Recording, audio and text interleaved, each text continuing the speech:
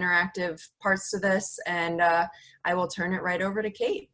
All right, thank you, Laura. And thank you to TaskHuman. My name is Kate. I am a personal trainer, health coach with TaskHuman. I've been with them since I believe May of this year. And it's really been a really great opportunity to be able to reach out to people, especially virtually nowadays. You know, we think about how much has changed in our daily life.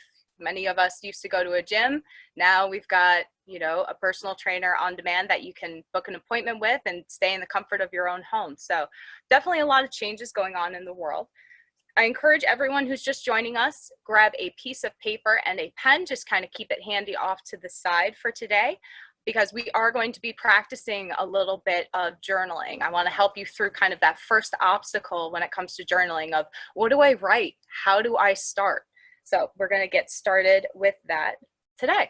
So thank you for joining me, Building Mental Toughness and the Power of Journaling. So what is journaling? Let's talk about the basics of it, right? Many of us think it's a to-do list or maybe even a grown-up version of a diary for some of us, but it's really a way of taking all of those daily life stresses. Think about how many stresses are in your life right now, and putting them on that page, getting it out of your mind, decluttering your mind, and truly unlocking your success, because those things that clog up our mind tend to be our obstacles that we need to overcome.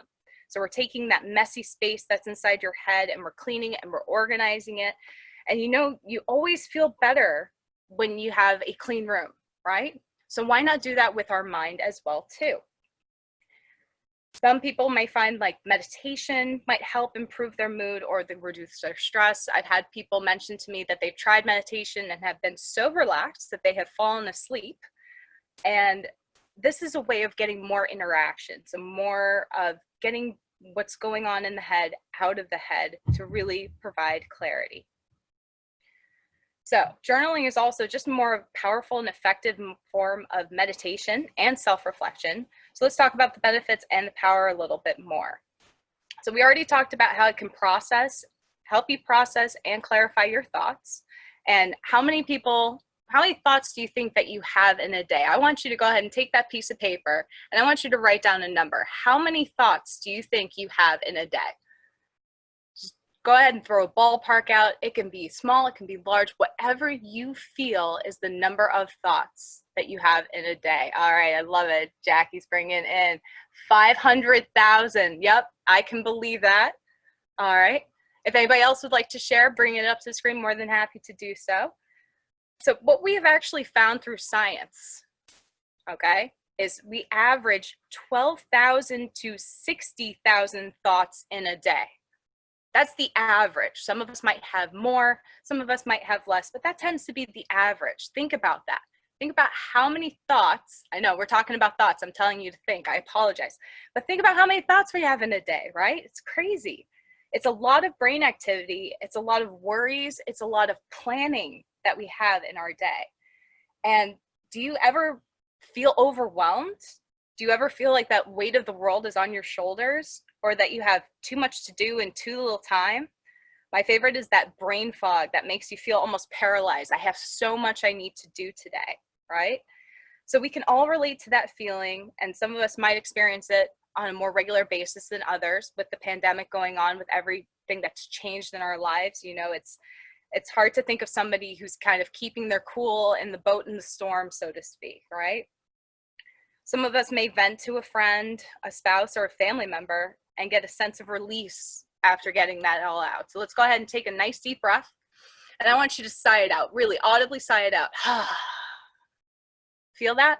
You feel that kind of weight that just got lifted off of you just by doing that one thing, right? We get that when we talk to our friends. And journaling can do the same thing for you. Journaling can give you that sense of relief. So that phone call that needs to be answered, that unsolicited advice that you might get calling a friend, the journaling, it doesn't have that. It is your words, it is your thoughts, it's what you make of it. Did you know that journaling is a form of medicine? How can that be? How can putting a pen to the paper be a form of medicine? There was actually a study in 2013 that found that 76% of adults who spent 15 to 20 minutes, okay? 15 to 20 minutes Most of us spend more time scrolling on our phones these days. That's okay. That's a form of self-care in a way. But 15 to 20 minutes of writing about their thoughts and feelings for just 3 consecutive days, 2 weeks prior to a biopsy, a very scary procedure, something that can bring anxiety into us. They actually were fully healed 11 days after the biopsy. And what they found is that that correlation of having that stress reducing technique of journaling actually helps the body heal faster. So something to kind of take in with, that it's not just putting a pen to the paper, it actually has a physiological response that's beneficial as well too. Now let's get into the fun stuff, right? Problem solving. It seems like problem solving skills are the superpower of the adult world. Think about it. Having somebody who can come up and say, yo, if you got a problem, I'll solve it.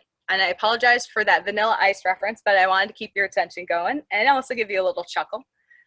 But writing down helps get that problem on paper and allows you to look at it from a different angle. So for instance, you might be pondering and getting into this kind of circle in your head, and it just helps to get it out there to be able to look at it from a different perspective and even be able to write out those possible paths to a solution. Find out what steps are needed to overcome that problem. It gets you out of that endless cycle and gets you somewhere that's not just circling around. One of the best things I like to talk about with journaling, and Laura and I had a nice little chat when we were prepping for this call, was that there's really no rules to it, right? There's no rules that you have to follow. There's no right or wrong way of doing it. All you have to do is write. You can write it poetically, you can write it as a story, song lyrics, a list of short phrases that come to mind. Whatever your thought process is at that time, get it out. Get it out into a spiral notebook. You can make a homemade journal with printer paper. You can use Post-it notes. That's one of my favorites, especially when I have something that's worrying me or, maybe making me feel a negative feeling. I'll put it down onto a Post-it note, crumple it up and throw it away. I definitely recommend, if you have not done that before in your life, you're missing out. It's a great stress relief in that regard. You can even use a Word document that you have, an email to yourself, or many of us with our smartphones nowadays have a note app. So whatever works to get it out of your mind and into words on a page. You can say it in any way that you wish. So it sounds like a really good habit to get in, right? Journaling. How many of you have tried journaling before? By a show of hands, how many people have tried journaling before? Okay. All right. I love that. I love that you've tried it out. Maybe you wanted to just learn a little bit more about it. For those of you who have not journaled before, you're just looking for a little bit of direction. That's great. I love that too. I'm going to help guide you. So how do you get started, right? That's going to be one of the things that we're going to talk about with journaling. And I want you to grab that piece of paper and that pen and keep it nearby, because with journaling, we're going to help to develop your mental toughness as well.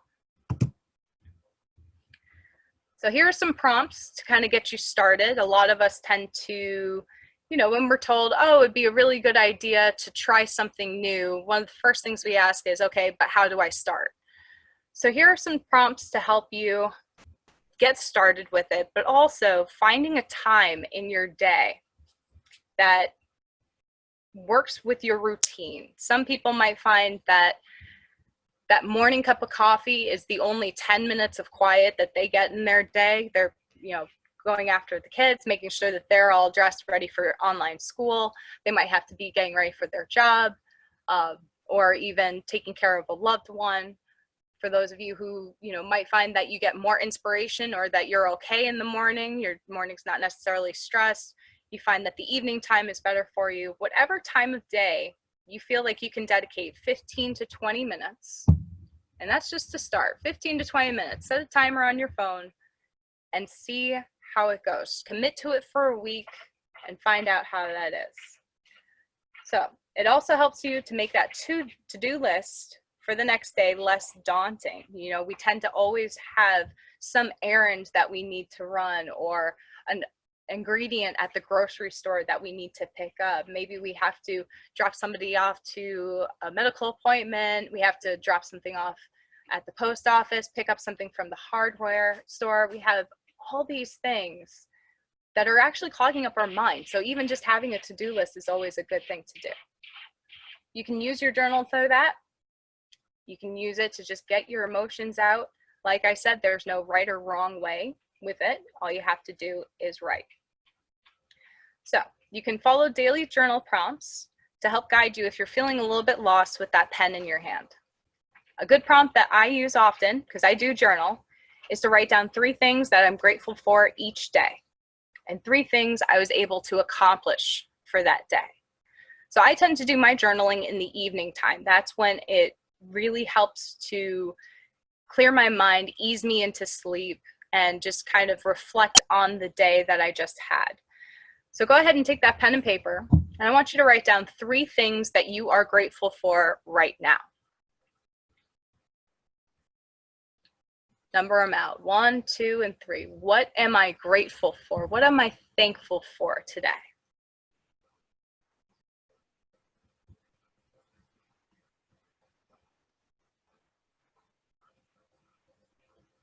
Just going to give everyone a moment.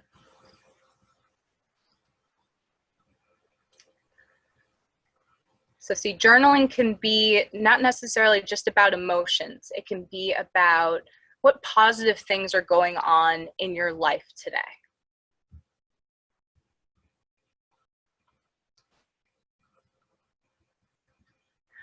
So congratulations, you just did your first journal prompt. For those of you who have never journaled before, I want you to take your hand, stick it up, pat yourself on the back, because you just did the hardest part when it comes to journaling, which is getting started.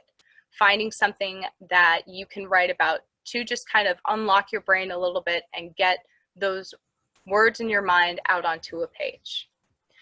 I put up here a couple of more prompts to help get you started. I've been seeing a lot of people glancing at the screen as well as frantically writing. Feel free to, take your time. I'm going to stay on this page for a moment or 2 longer just to help you with your journey and being able to, maybe find another question that might speak to you more. Like, what 3 things am I going to accomplish today? Or 10 things you wish people knew about you.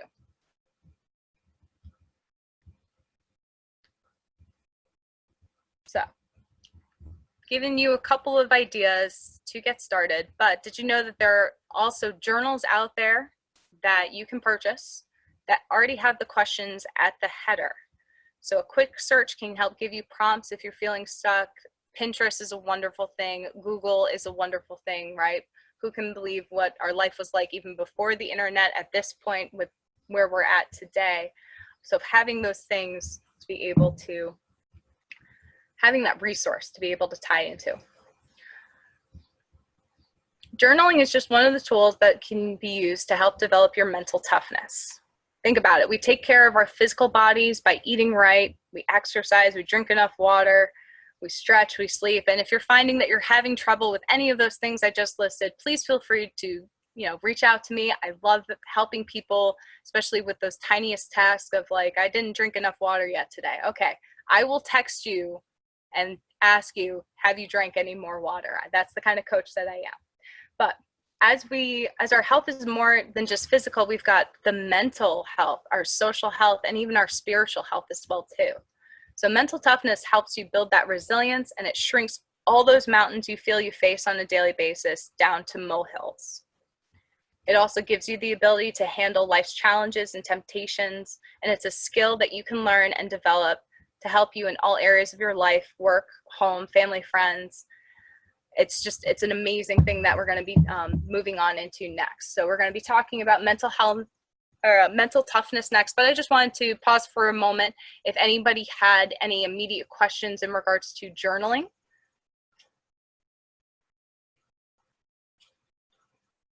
Okay, not seeing anybody raise their hand. If you do have a question, feel free to use that piece of paper, write it down. I'll be happy to come back to it at the end as we are going to be moving on for mental toughness.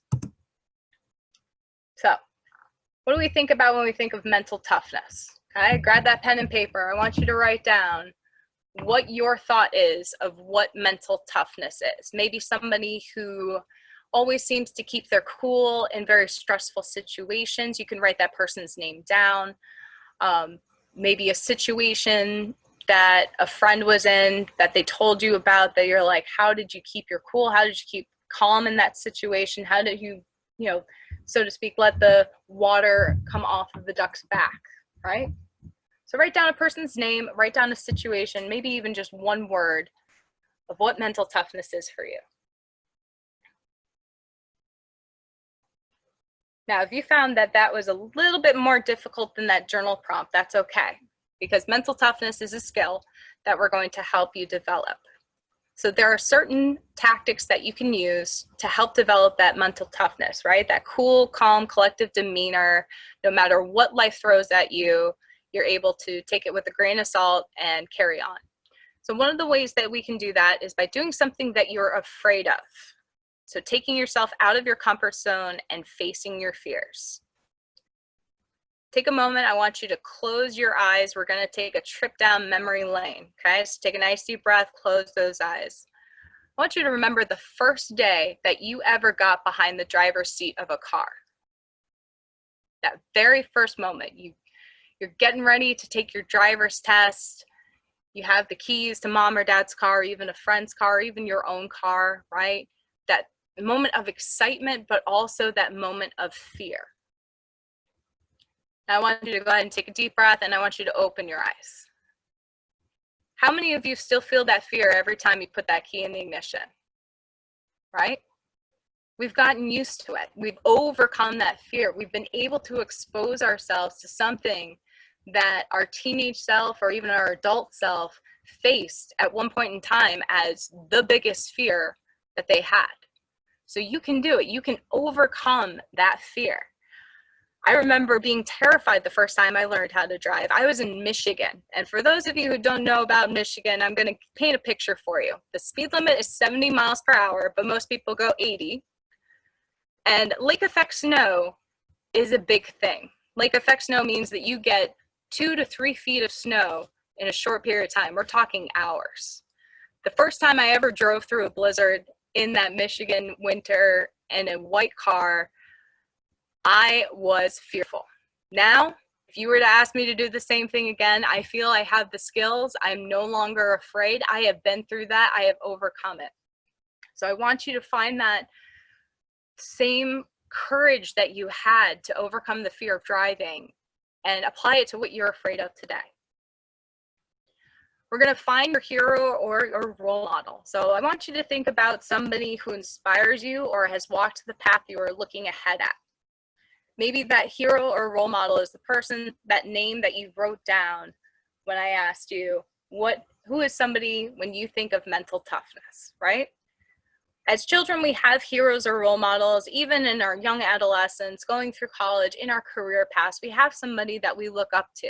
So it's important to always have somebody that you feel you can relate to based off of the path that you are on and the path that they have overcome, kind of like your guide. My personal hero is someone called Megan Hine. Many of you may not know her, but how does the name Bear Grylls sound? Are we all familiar with Bear Grylls? It's kind of hard not to with TV nowadays, right? Well, anybody with cable will know him as the guy who does crazy survival situations. But what you may not know is that Megan, my hero, she's an internationally recognized survival consultant. What does that mean? She's the brains behind the show you watch. She's the one giving you the advice and the skills that are being presented while Bear adds his own spin on it with dramatic shots and emotionally charged monologues. The actual meat of what that show is about, teaching you survival skills, comes from Megan. She's also the author of my favorite book, which happens to be called The Mind of a Survivor. It just so happens to talk about mental toughness. So I want to share with you something from her book that has helped me face whatever life has thrown at me. The acronym is STOP, S-T-O-P. That stands for stop, think, observe, and plan. Now, if you're an outdoor enthusiast like myself, you know this is a very popular and very well-known acronym for emergency situations. But it can be used for also helping keep a level head with your daily life obstacles, your daily life stresses. You stop for a moment, you breathe. You think about what has happened and what can be done. You observe what is around you that can help you in your current situation, and then you plan your action. So you stop for a moment, you think about what happened and what can be done. You observe what is around you that can help you in that situation, and you plan your action. So something that like I said, helps me. If you would like me to repeat it, I'd be happy to repeat it at the end. Just that way I'm mindful of our time, but definitely something that's a quick acronym to keep track of, especially when you're faced with something that's really stressing you out that day. Another skill or another way to develop your mental toughness is by keeping a close circle of people that you trust. So family members, your friends, your coworkers, people that you can rely on if you need a helping hand or just someone to vent to.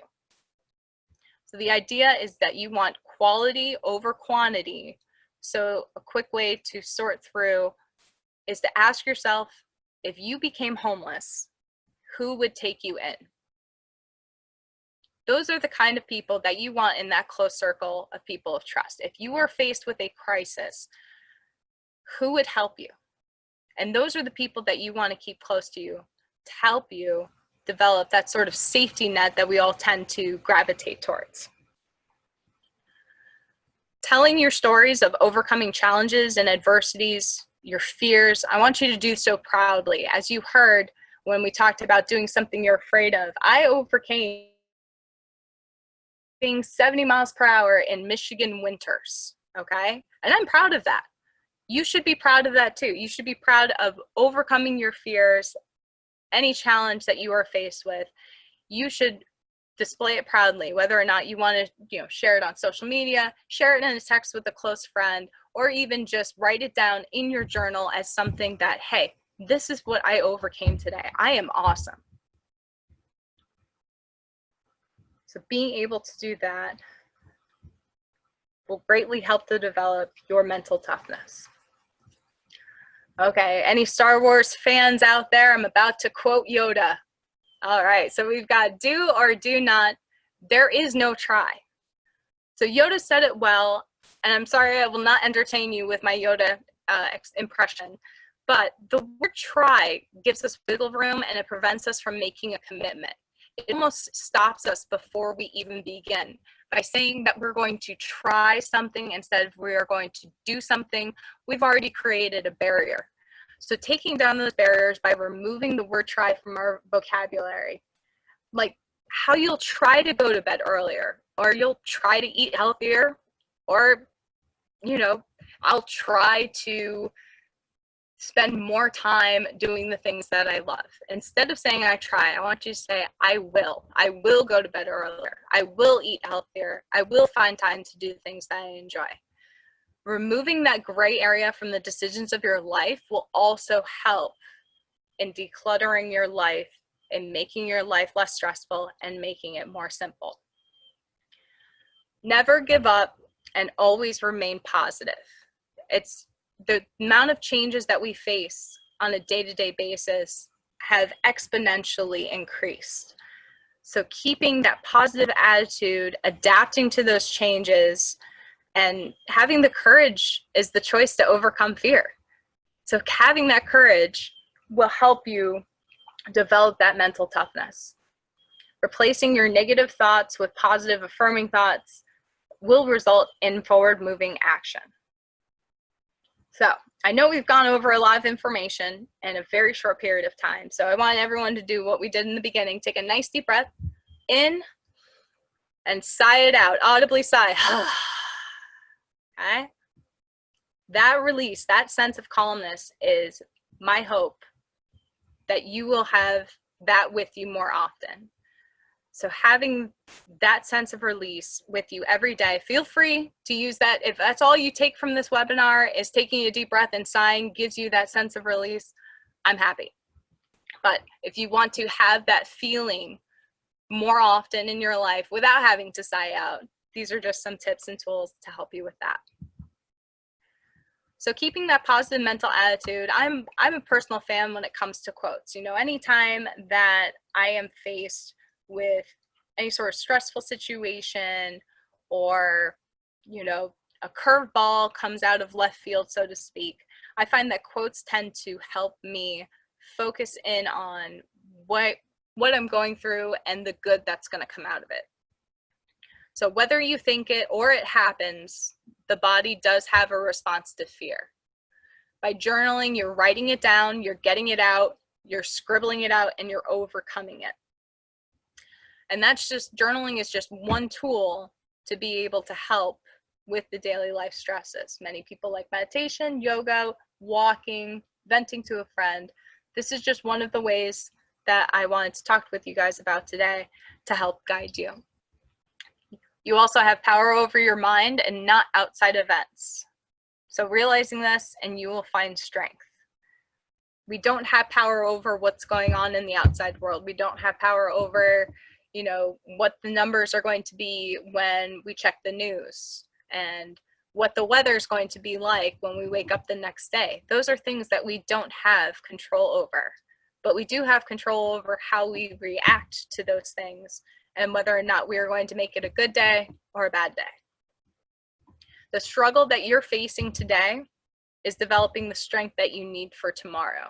That one really truly speaks volumes for me personally, because every day is getting you stronger, getting you tougher. It's a way of almost mental training to be able to handle these things in our day-to-day lives.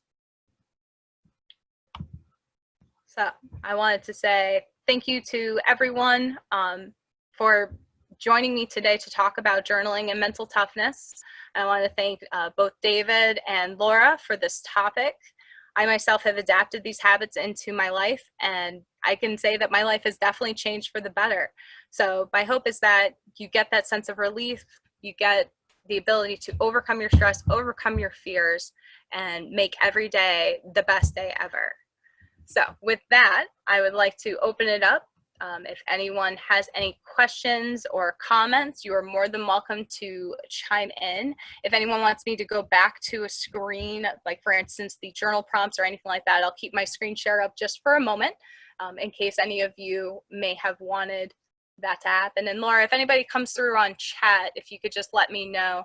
Yeah, we had a great presentation. Thank you. Somebody's going to look for you on the app. So, you know, open that availability up. That is our hope, everybody. I don't know if there's anybody in here that wants a demo of the app or just wants to look inside of it, but please let me know, because I can definitely do that.